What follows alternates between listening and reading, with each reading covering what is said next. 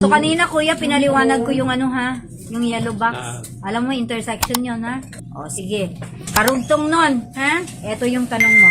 So, yellow box pa rin tayo. Maaari bang mag-U-turn sa yellow box? O, letter A, hindi. Makakaharang ito sa daloy ng trapiko. Letter B, oo. Ikatutuwa ito ng iyong pasahero. O, masaya siya kasi nag-U-turn kayo doon, no?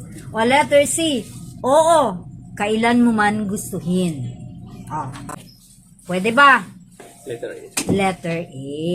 Hindi talaga kuya, binagbabawal na technique yan ang pag-U-turn sa intersection. Except na lang kung may nakalagay na U-turn sign. Kasi ibig sabihin, mahaba yan, di ba? Island, island, island, island.